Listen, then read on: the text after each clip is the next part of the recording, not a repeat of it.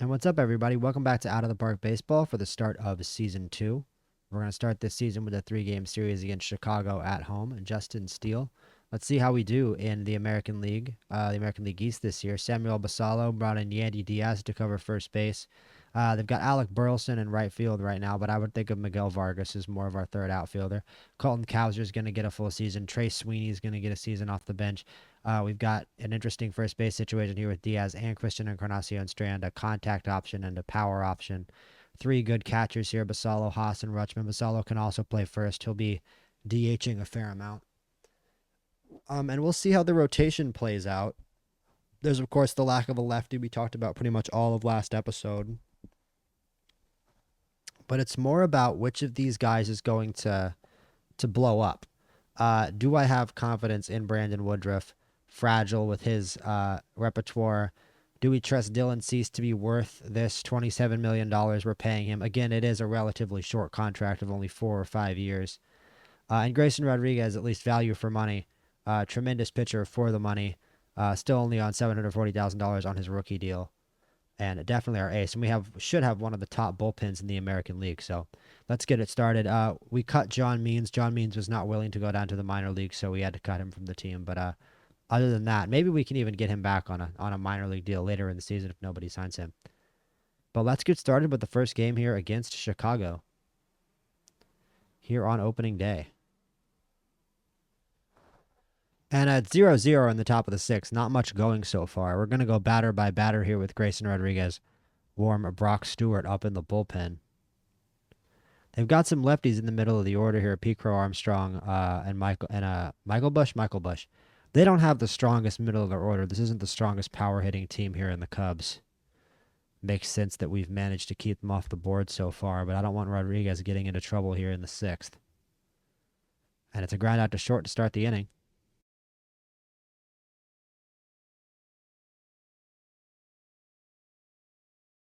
There's a line drive base hit. He's going to go to second, and he gets thrown out by a country mile. Horrible send there as they run into an out there for the second out of the inning, and Rodriguez gets a strikeout. So we don't have to worry about going to the bullpen here in the 6th. Let's see what Kobe Mayo can do. A 3-1 count. It is still Steele, and he walks. Steele on 87 pitches towards the end of his rope. Tyler O'Neill on a 2-strike count. Can we get to the tired Steele? It's rolled down the third baseline. That's going to advance the runner to second base. So we got a runner in scoring position here for the new acquisition, Yandy Diaz. Can he come through? A 0-1 pitch from Steele. Still in the game. Line drive. Base hit, Yandy Diaz. Down the right field line, and that is going to score a run. Mayo in to score from second base on the double by Yandy Diaz. And the Orioles have a 1-0 lead on opening day. And I guess they just intentionally walked Vargas to get to Colton Cowser. That's a little interesting. Is it still Justin Steele? He's going to roll it to second, and I guess it works out as they walk Vargas for some reason to get to Cowser, and Cowser grounds out to second base to end the 6th. But we get a run. A go-ahead double from Yandy Diaz gives the Orioles a 1-0 lead. Carson Kelly with 2 outs. Line drive. Base hit to center field. Splits the outfielders. This could tie the game. The throw in from Cowser. It comes all the way home, and the run does in fact score, and they cut the run off at third. But it's a tie ball game, 1-1. Carson Kelly with an RBI double, and we do blow Grayson Rodriguez's 1-0 lead. That is disappointing. Struck him out. Good pitch there from Pete Fairbanks. Free agent acquisition in the offseason, and another strikeout. Good work there from Fairbanks to set down Chicago in the 8th. Colby Mayo coming up in the home 8th. Orioles still looking for that win on opening day. Tyler O'Neill, a 2-1 pitch. Popped up to first base. And it's the second out of the inning. Yandy Diaz on a 3-2 pitch with 2 outs in the 8th. Line to center field. Caught. So absolutely nothing happening there in the 8th inning as we head to the 9th. And we are going to warm up Felix Bautista. Lofted to left, and that'll do it for the Cubs' 9th. And the Orioles come up with a chance to win it on opening day with a walk-off. How about that? Adley Rutschman takes a walk. Let's see about our pinch running situation. Trey Sweeney can run. We obviously have catchers. I don't know if we have a catcher who can run. Haas can run a bit. Who can just go straight up and do it and just do Eric Haas. You know what? Let's do that. Let's just put Eric Haas into pinch run because he's fast. And he'll be the winning run. And Vargas also walks. So 2 walks in a row. It's a bad start to the inning. And they're going to bring in Richard Lovelady. I don't know if that's their closer. But it's Colton Cowser with nobody out. A 1-2 pitch to Cowser. Grounded. That's a tailor-made double play. And Cowser grounds into the old 6-4-3 and pretty much shoots our inning right in the heart. We need a single from Burleson here. Again, we can't really sub out Burleson because Vargas is DHing. We'd have to get rid of the DH. All of our outfielders are in the game. So we're going to have to roll with Alec Burleson on a 3-2 count. Ground ball out to first base. And we've saved Felix Bautista for the 10th, and we're going to need him. Because we are, in fact, going to the 10th inning.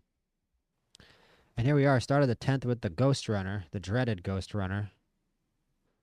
Swings on, grounded through, base hit. The runner's going to try for home. The throw from O'Neill not on time. And the Cubs have a 2-1 lead. Big shock. Put a free runner on second base, and he scores. I hate that rule. And he was punished with a run because the rule is stupid. And he strikes out the side. No, Ian Happ with a single. Oh, what a play. Never mind. What a play by the shortstop, who is... Our shortstop is Gunnar Henderson right now. Could have been Jackson Holiday. Gunnar Henderson with a fantastic play. Best player on the team. Speaking of best player on the team, Jackson Holiday. We have 2 best players, damn it. Jackson Holiday.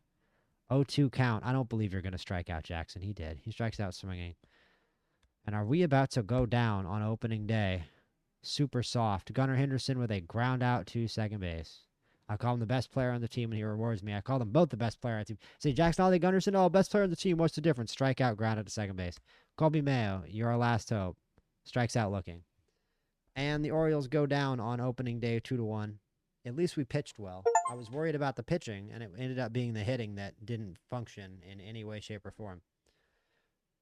Hopefully we have better offense for the rest of the season. That was a disappointing opening day loss, particularly on the offensive side of the ball. Only 4 hits from the boys.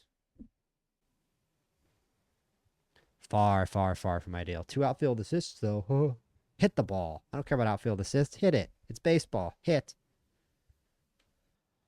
So I'm thoroughly unimpressed with this team's April so far. We get swept by the Cubs, who don't have a very good roster. We managed to win 2 of 3 over the Rockies, 2 of 3 over Pittsburgh, but we just lost 2 of 3 to the White Sox. We're 5-7 with what has to be the easiest strength of schedule in the league. We haven't played a good team yet, and we're not over 500. And things are going all wrong right now. We're 6-10, but Kyle Tucker came off the IL, thankfully. We're going to move Alec Burleson to the minors to make room for Kyle Tucker. But it struggles all over the board, actually. It's 57 runs scored, 15th in the league. That's really what needs to improve. Kyle Tucker immediately, at least, helps this team out of their hitting malaise. He came back, I believe, right here. We score 11 runs in his first game back, 11 in a loss to Tampa here, and then 8 in a win against Tampa. We're still 2 games beneath 500, but I feel like we'd be in a much worse position if Kyle Tucker hadn't come back. That's for sure. It's a 4-game spread between us in last place and the Rays in first. The offense is hitting a lot better. You see good production up and down the starting lineup, except from Kobe Mayo, who has 5 home runs, though. So hopefully he starts to bring it around in terms of the contact and batting average. The really worrying thing here is Dylan Cease with a 6.10 ERA. I don't pay too much attention to stars. I still like their repertoire, but 2.5 stars isn't great. And he's getting hit around here. He's the weak point in what's been a pretty weak starting pitching rotation. I'm still looking and checking waivers for a lefty pretty much at all times and just seeing what I can do to get a lefty starter in here. Still, unfortunately, even after a whole offseason. And Dylan Cease, the guy we signed right now, I mean, he isn't performing as well as Brandon Woodruff, who, with a 4.75 ERA, I mean, he looks like one of the breaths of fresh air in this rotation, even though he's fragile. So, yeah, we're struggling for starting pitching, and it doesn't look like we have much help down here in the minors, where our minor league team is struggling to a 10-23 record. It's really encouraging to see Rookie of the Year-like numbers here from Sam Basallo at 370 with a 448 on base. 370, 448, 583 for a 10. 131 OPS, 183 OPS plus. He's at a DH, but imagine how much WAR he would have if he was actually playing the field. And we continue to not really be able to catch 500. We've got a series here against the worst team in the league, I believe, the Angels, at 15-24. Hopefully, we can get past them in what looks like a pretty weak rotation. Jose Soriano, Neverauskas, and then Christopher Sanchez. And then we get a win in game 3. I mean, we're just clinging on to relevancy here. It feels like we're trying to avoid sliding off the cliff here in a lot of ways. It's not a good feeling. We're hitting a lot of home runs. We're stealing a lot of bases. We aren't hitting for average. We're striking out too much. Apparently, we're very first in pitching WAR. I think that probably speaks maybe to Grayson Rodriguez and Brandon Woodruff. I mean, how much WAR does Brandon Woodruff have? 1.3 is not bad at all. He's done a great job. I just sit here in fear of him getting injured. Our bullpen is fantastic. Our bullpen is an absolute strength. And I mean, look at this. Jared Koenig and the bullpen combining to shut out the Braves. Look at our pitching go. Incredible. Koenig, 7 strikeouts. Fairbanks, 2/3. Soto, an inning with 2 strikeouts. Stewart, 2/3 of an inning. Aiken, 1/3 of an inning. Gets a strikeout on his only batter, and the Bautista nails down the save to beat Chris Sale. Wow. What a performance there from our pitching. So there's a lot of good underlying statistics here. There's a lot of good things happening on this team. We just need to start putting wins together as Brian Baker gets injured. That's far from ideal. One of our more reliable relievers. 7 to 8 months. We make it back to 500 at last. I think we're at 500 for the first time this season. Chase McDermott for sure has the best minor league arm in our system. Leiter has a pretty good arm as well with 5 pitches. Contreras, I still think he's a little bit more of a minor league arm. I think McDermott is the guy that we bring up here.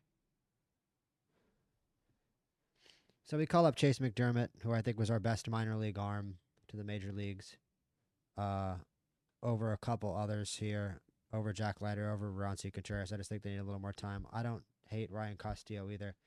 We have a few options down here in the minors if we need extra arms. Now we're back at 500, so encouraging signs.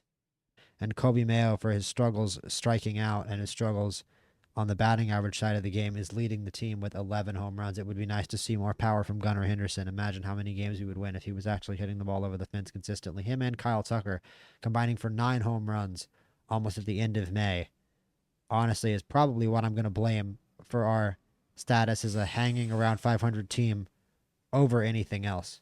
And then look at this, 2 of 3 over the Dodgers, including this incredible 11-0 win over the best team in the MLB. They're 33-20, so the Dodgers are doing Dodger things this year, and we didn't care. Miguel Vargas even joining in on the hit out of his struggles.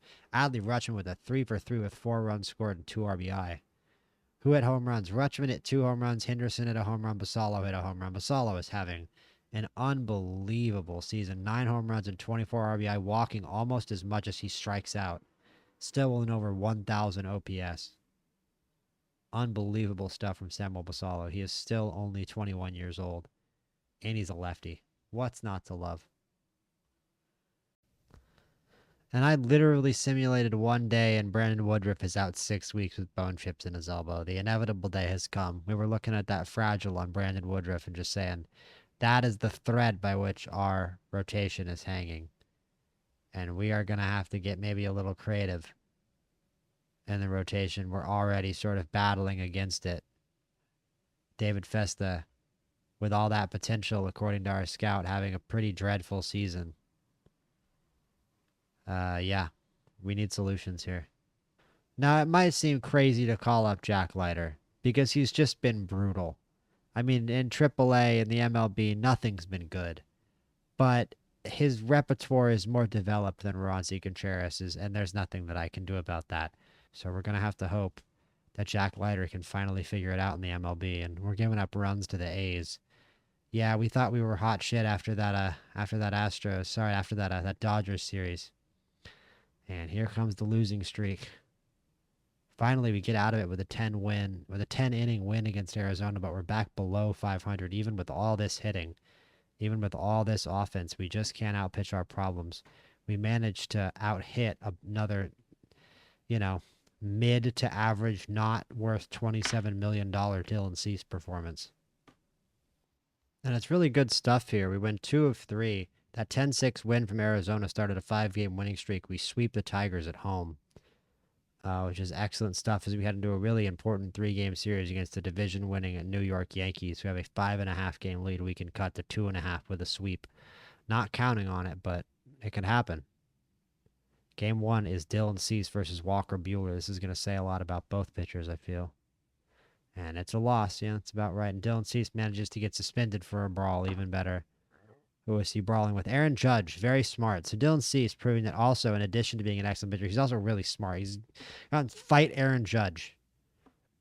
Even weigh 200 pounds. You're going to go fight Aaron Judge. Yeah, on a $30 million contract.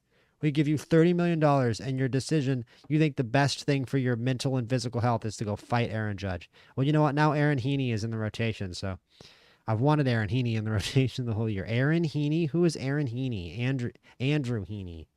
I watch the MLB. I'm a Yankee fan. Andrew Heaney was on the Yankees. What did I even say? Aaron? Yeah, Aaron. Oh, Aaron Judge. That's why I thought Aaron. That's right. We're catching up. My brain's catching up with itself. But you know what? We escaped New York with 2 out of 3 wins, and we've been playing very, very well. And at least Dylan Cease could only do so much damage. Pete Fairbanks is mad about not being the closer. But you know what? We're a contender right now. We're in second place, so he can only complain so much. I hope that he doesn't tear the clubhouse chemistry apart. It's 2 of 3. It's 2 of 3 over Kansas City, 2 extra inning wins, and we head to New York now for 3 games against the Yankees. It's another huge series. Now we're only 3.5 back of the Yankees. It's Grayson Rodriguez versus Carlos Rodon in game 1. Let's see how this goes. It's a 5-3 win. Grayson Rodriguez, 5 innings of work in the bullpen. Pete Fairbanks can complain about his role all he wants to. That was fantastic work. And Jack Leiter looking great out of the bullpen. Look at that with a 1.93 ERA coming up big for us.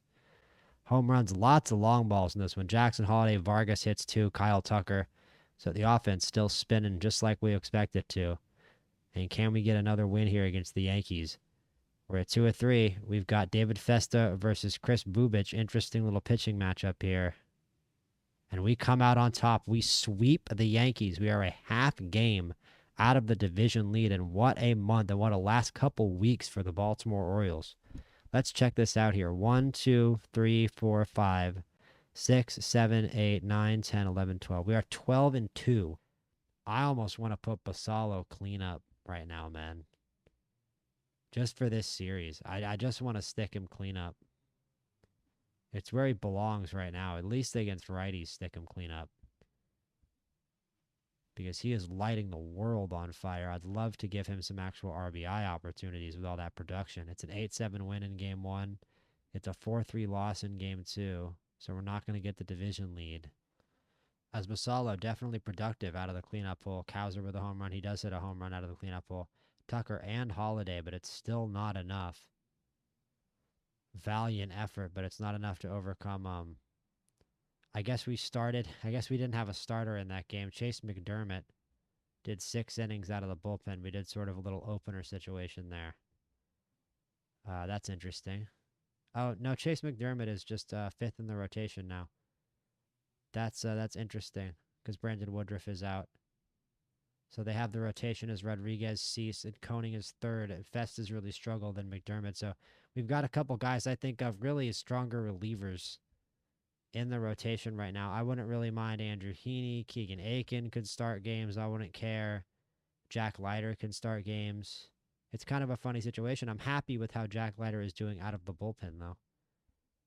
And we sweep Milwaukee to end the month 3 in a row, 11-4, 8-2, and 6-0. Who is responsible for the shutout there? It's David Festa getting back in good form. Festa and Heaney combining to shut out the Brew Crew in their yard in Milwaukee as we start July. Looking good. 2.5 games out of the division, but winning the American League wildcard over the New York Yankees. And as I was going to say, I mean, we're leading in every offensive category you can shake a stick at, and we ain't a bad defensive team either, and we're leading the league in strikeouts on the pitching side as well.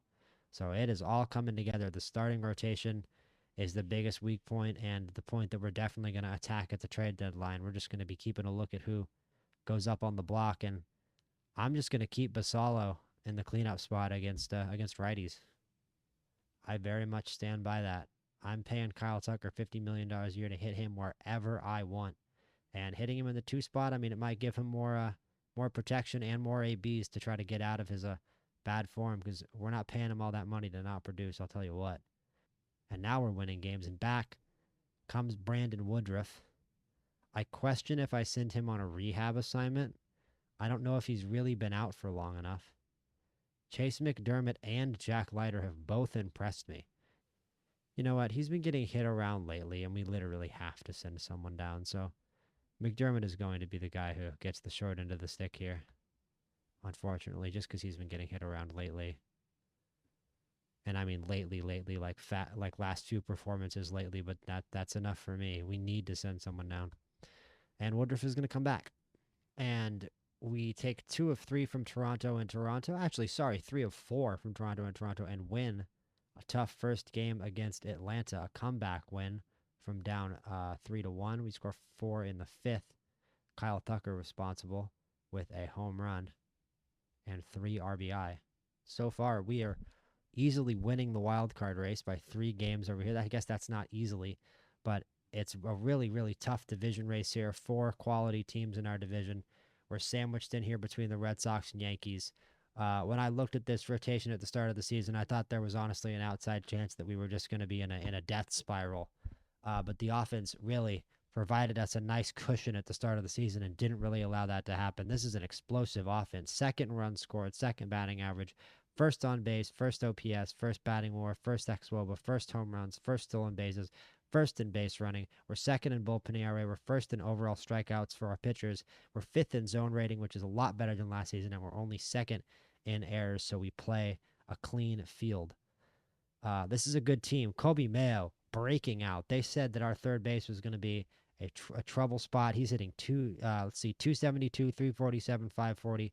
That's a 138 OPS plus and a 3 wins above replacement. Throw in 7 stolen bases. And we also steal bases. We're 1st in stolen bases. Let's see what Jackson Holiday has done on that front. He's got 21. He's been caught 8 times. A little aggressive, but it is what it is. Tucker with 8 stolen bases even. That's a lot. He doesn't even have a lot of speed. Gunnar Henderson is the other guy who steals a lot of bases. Hitting 14. I don't know about Gunnar Henderson hitting 5th, but if Kobe Mayo is going to have 22 home runs leading the team, Colton Cowser with 18 home runs is also unbelievably impressive for a guy who plays such a strong center field and runs so well. Adley Rutschman up at 300. You love to see Adley Rutschman at 300. At 300 with 15 home runs and 44 RBI, almost as many home runs as he hit last year in only half the games. The amount of production we're getting out of the catcher position between Basallo and Rutschman, and I have to imagine Haas is raking off the bench again. Only 250, but it's still not bad production. Encarnacion Strand, I think we're going to get to a point here where we're going to have to force start him over Yandy Diaz, because this lineup would be even more sick with a productive Christian Encarnacion Strand actually starting games. Yandy Diaz has struggled a little bit, so I think I actually am going to do that and just force Christian Encarnacion Strand to be used at first base, because they are playing Yandy there. So I think the lineup will be a lot stronger for that. We maybe take out a little bit of bat to ball, which has been a concern of ours, that we strike out a little too much. Maybe if the offense really struggles, but I mean, Vargas doesn't strike out a lot. But yeah, we are a strikeout happy team, and that could come back to bite us. So we have to keep out an eye for that. I mean, Kyle Tucker is underperforming, and we're the best offense in the American League. There's really not much else to say. Christian Encarnacion Strand has been sitting on the bench hitting 284. It's really about our offense keeping up with our pitching, and so far, they have done that to great success. Remember last season, I don't remember, Sagano led the team with 128 strikeouts. Grayson Rodriguez already has 122 in July, halfway through the season. So, yeah, man, it's a lot of improvement. O'Neill on track for 100 runs batted in. Henderson on track for 100 runs batted in. Cowser roughly on track for 100 runs batted in. Kobe Mayo on track for 40 home runs. Just good news all around in Oriole land. Let's get to this draft. All right, so here we are at the draft. Here is the mock draft with the order Tyler Spangler projected to go first overall. Don't know about that. I saw Grady Emerson. He looks like he's actually the best player in the draft. Projected to go third to the Rays. We'll see if the Rockies make the right or the wrong choice. The Pirates have a compensatory pick very high up. I wonder which free agent that was for. The Phillies also with 2 picks, and we are picking a 22nd. And the Rockies do make the right choice. They select Grady Emerson first overall, so good for the Rockies. That's the right player to take. I think he was the best player in the draft. Alex Harrington, second to the Marlins, very talented shortstop. Justin LeBron James. That's not a good choice. He doesn't play a very good shortstop. He doesn't even look like he's going to profile out to be a major league hitter. Sacramento takes Drew Burress. Maybe the most MLB ready player in the draft. Good at bat. He might not be a superstar one day, but he could be a very good center fielder, and he plays a good center field too. So that's very valuable for the Athletics. And we're going to round out the top 10. Toronto, drafting pretty high for a pretty good team, and they take another shortstop. Very shortstop heavy draft. And it's another shortstop, Parker Lowe. So I get a sense we're not going to be able to take a shortstop with our best pick. But a lot of the best players that aren't shortstops probably aren't going off the board. We might have a shot here at a decent starting pitcher, I hope. Let's auto draft until our pick. It's 12 picks from now. So more shortstops to go, but then here come all the starters. Jamie Arnold, who I would have picked probably as the best starter in the draft, goes to, who was that? The Cubs. Tucker Long, another really good starter, goes to the Astros. Chandler Hart, this guy's not that good, to the Twins. Luke Pettit, also pretty good. Liam Peterson, not that great. CJ Sampson looks tremendous, and he could be a two-way player. And then Aiden Knack, also, I don't know about him. But let's see if we can get a better starting pitcher than any of these guys here. So there's really not much available to us here left at the 22nd pick. This is a pretty weak draft, at least by we're talking real projectable major league talent, to be honest with you. A lot of the best hitters clearly have been taken. Christian Doty, it's another shortstop. It's an infielder. He doesn't run the base as well. He's 19. We've got an 18-year-old starter here who I think is actually, I hate to use the word sadly, but somewhat sadly our best option in Cameron Haynes. He has terrible control right now at 25, but the rest of his tools are very projectable, and he could have an excellent 3-pitch mix. I don't know if he'll ever be a starter, though, with only 3 pitches. They're all going to have to develop really, really well. But unfortunately, I really think he's the best option we have. Will Libbert is okay. He could be a major league starter. He's a little more major league ready. But I just don't know. Maybe he's a little bit lower risk, but I could see him just immediately getting hit in the minor leagues and his development just stalling out pretty much instantly. I think I would rather take Cameron Haynes, to be honest with you. We may live to regret it, but we don't have too many honestly excellent choices here when it comes to drafting a starter. This guy's okay too, but I'm gonna take Cameron Haynes, and we're gonna meet his bonus demand because it's a lot lower than the slot and save some money.